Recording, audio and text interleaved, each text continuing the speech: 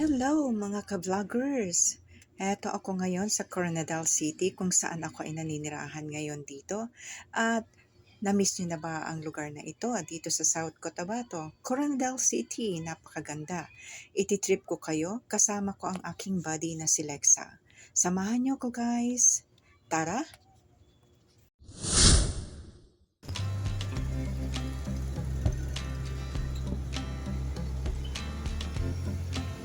Actually, masasabi ko na ang Coronadal City ay isang business hub area dito sa South Cotabato. And it is a first-class component city and the capital of the province of South Cotabato, Mindanao, Philippines. Ito ang famous landmark dito sa Coronadal, ang round ball na ito ng Coronadal City. Malapit din sa round ball na ito ang Catholic Church na kung saan ay nasa Alunan Avenue na ito. Dito rin makikita sa Alunan Avenue ang South Cotabato Gymnasium or Sports Complex dito sa Coronadal.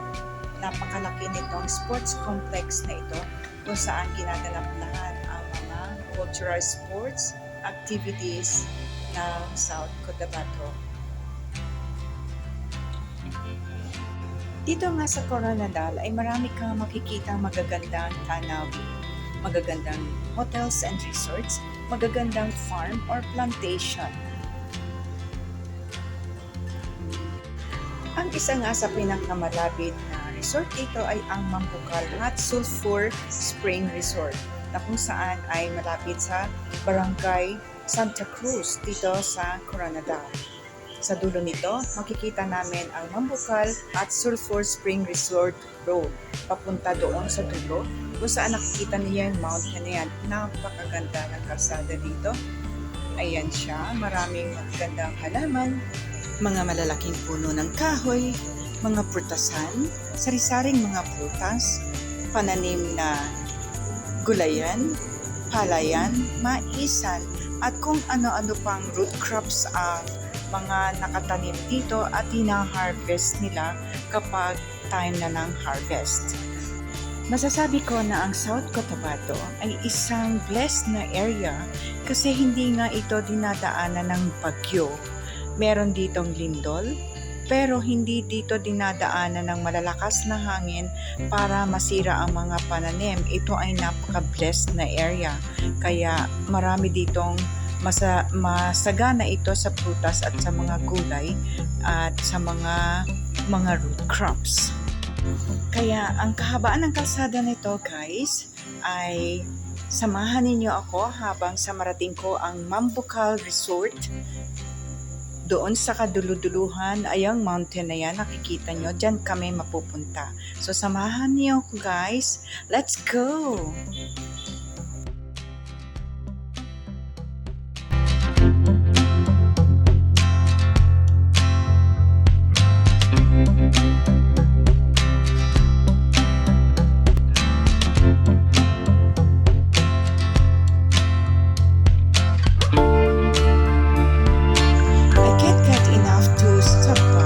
Makita ko ang fresh spring water na ito along the way.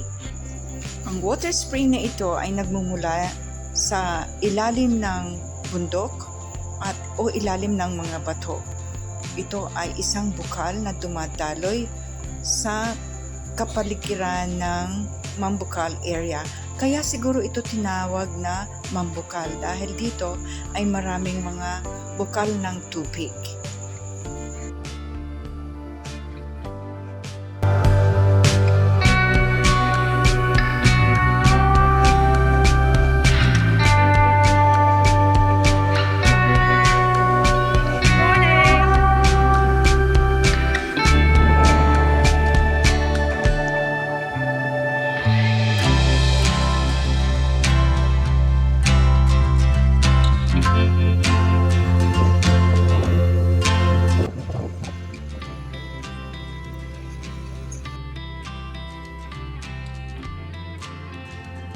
Ito namang kalsada na ito ay nag-split Ang pakaliwa na iyan ay papunta doon sa zipline ng Mambucal.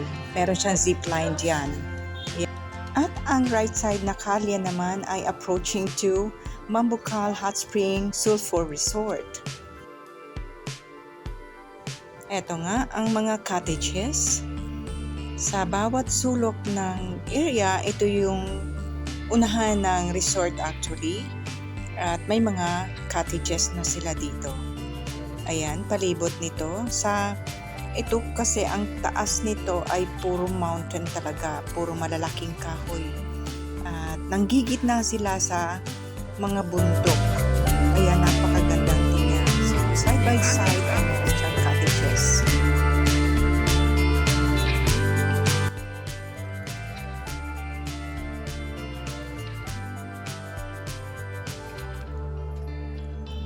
At dahil maagang-maaga pa kami nagpunta dito sa Mambucal Hot Spring Sulphur Resort, ay maririnig namin ang kuliglig na tumutunog o humuhuni dahil dito nga ay napakalalaki at napakatataas ng kahoy. Kakahoyan siya, nasa gitna ito ng bundok at kakahoyan. Ito yata ang kahoy na ito ay mga Gemelina trees na itinanim nila. Ang ganda ng tanawin dito, malamig talaga ang hangin.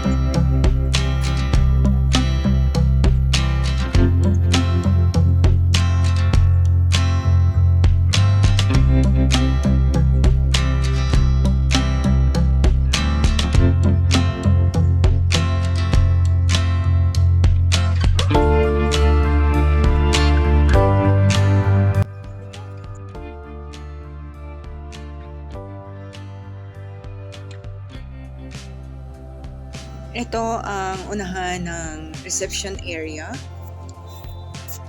Puno siya ng halaman, paikot. At papasok kami doon sa reception area. Magbabayad kami ng entrance fee. Parang 75 per head ang entrance fee. Ayun, tama, 75 per head. Ito ang lunch, seating area nila. Pwede ka rito magkape-kape. Ayan, yung mga mahilig sa kape, pwedeng magkape dyan.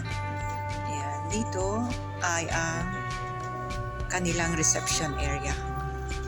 Ayan, ang reception area kung saan kami nabayad ng aming entrance. Ito ang seating area, coffee area siguro to. Pero hindi kami nagkape dito. Nawala na sa isip. Ang seating area na ito ay open area. Makikita mo ang langit, ang kagandahan ng tanawin. Talagang as in, fresh na fresh ang hangin.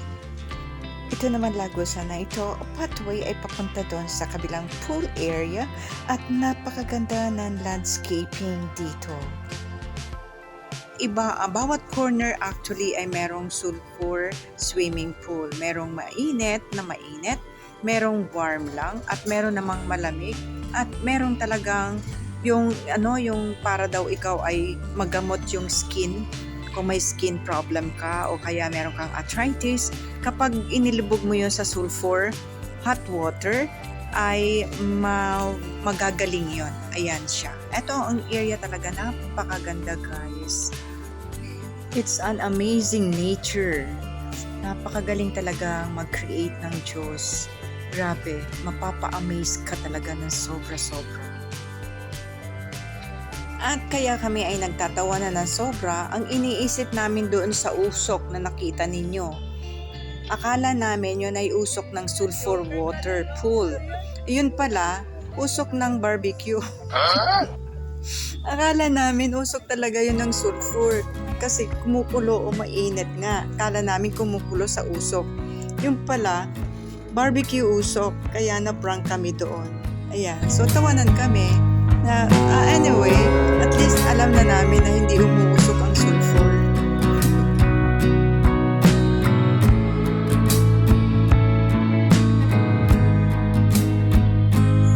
This is an amazing beauty of nature.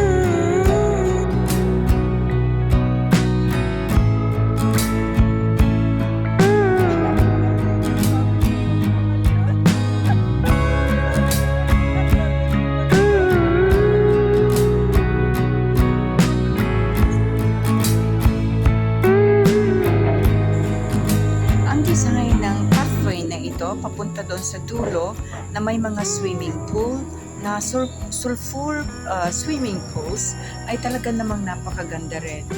Talagang marirelax ka, marirefresh ka, maaalis ang iyong stress kapag nandito ka sa kapaligiran na ito. Pag tingnan nyo guys, mapapansin nyo, sobrang relaxing ang area na ito. Mainit din kaya yun? Namangha talaga ako sa beauty nitong Mambucal Hot Spring Sulfur Resort na ito.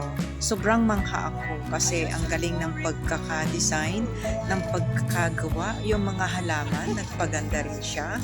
At every corner talaga ay may swimming pool. So ayan guys, iikutin namin at panoorin ninyo.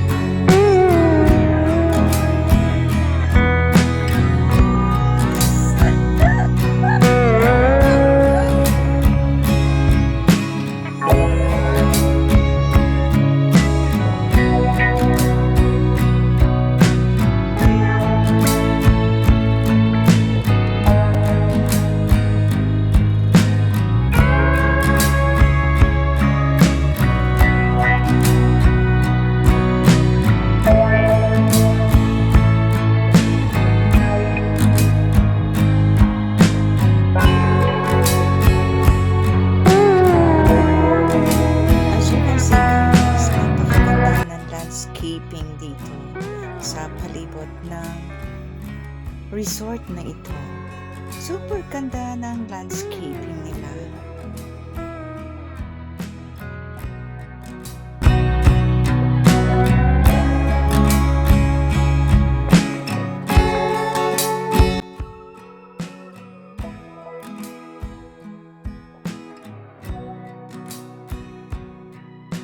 Grabe ang ganda ng Mambucal Sulfur Hot Spring Resort na ito, sir.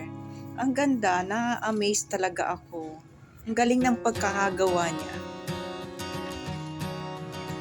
At ang area na ito daw ay pinagbabawal ang maligo, tumuntong o mag ano-ano dyan. Kasi nga ito yung black water ng sulfur. Siguro ito yung matindi o matapang na sulfur water. Pero dinisign na nila. Pero ang ganda-ganda pa rin. So, ayan guys, alamin niyo black sulfur water, yan ay bawal inumin o paliguan. At sa isang part na ito, kabila, paibaba, ay meron din na mga cottages at swimming pool. Ito raw naman ay hindi ganong mainit, warm water lang daw, so templado siya. Diyan sila nagja-jamming magkaibigan, from Davao daw sila. Hello! Hi guys! Welcome to my vlog! Heto guys, ang closer look ng sulfur water. Ayan, akala mo malabo pero talagang ganyan daw siya kasi nga sulfur water siya. Pero mabisang mapagpagaling ito sa mga skin problem at saka sa arthritis daw. Ayan, siya guys, akala mo malabo. Hi sir, ladies and channel. Welcome to my vlog. Ayan sila from Davao City, mga kapatid. Ay, Kabanwa. Kabanwa, di ba? Kabanwa. Sakto. Aba!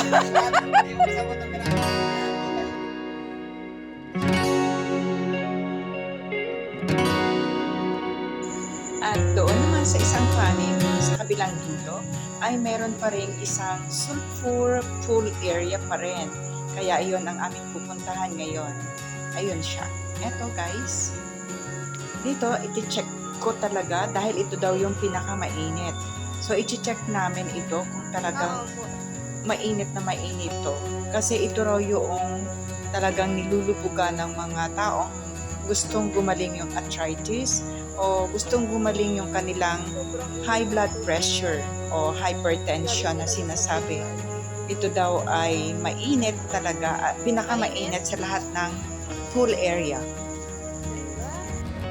Mainit nga ang tubig, parang pwede ka magtimpla ng kape at chinek ko ang timpla ng tubig. Maalat. Sayang nga lang, hindi kami nakapagdala ng pampaligo na damit. Makakapaligo sana kami kasi ang ganda-ganda dito talaga. Kung may damit lang kaming pampaligo, naligo na kami. Kaya heto, hanggang sausaw na lang ng kamay at ayan, tiyaga. Sayang, nakakapanghinayang hindi kami nakaligo. Pero ilulubog namin ang aming paa.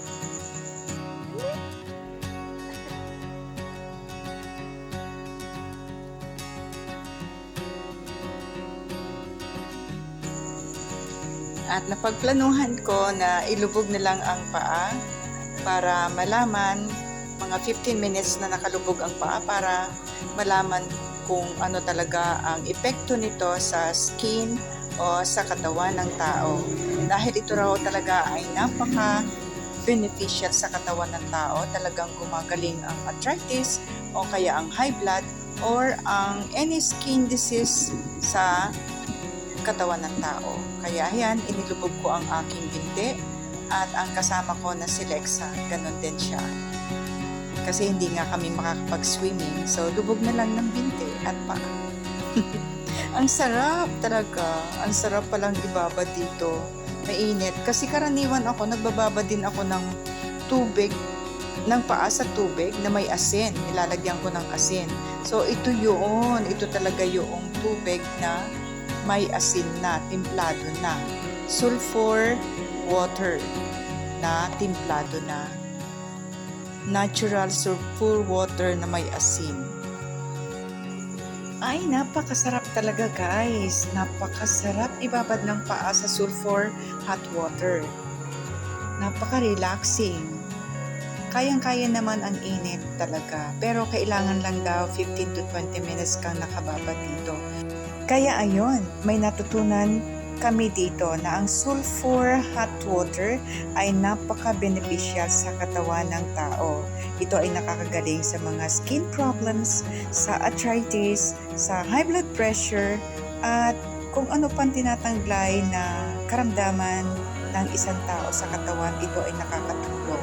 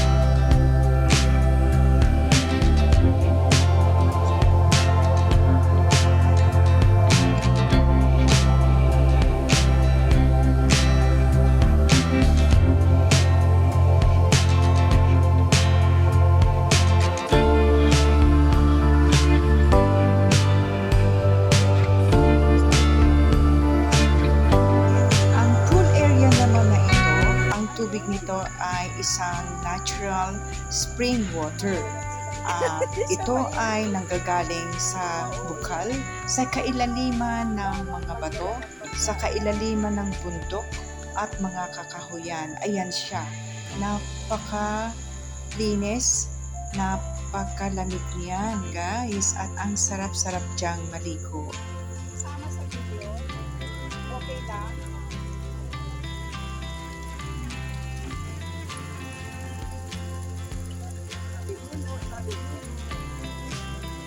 Okay, mainit na tubig yan. Tumutulong na yan. Kita nyo guys, yung tubig ay kulay asin. Welcome to my vlog! So, ayun, hanggang balik na sa bulkan natin. Waki Waki! Sir Waki Waki!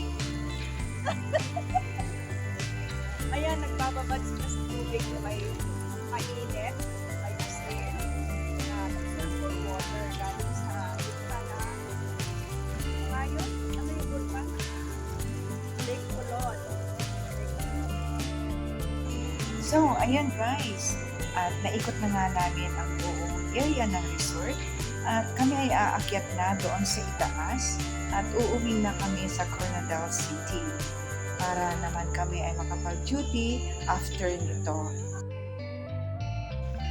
At lilisanin na nga namin ang Mambucal Hot Spring Resort. At pauwi na kami ng Coronadal City. Bye guys! Bye-bye! Ako nga ay sadyang nag-enjoy sa pag-explore ko ng Coronadal.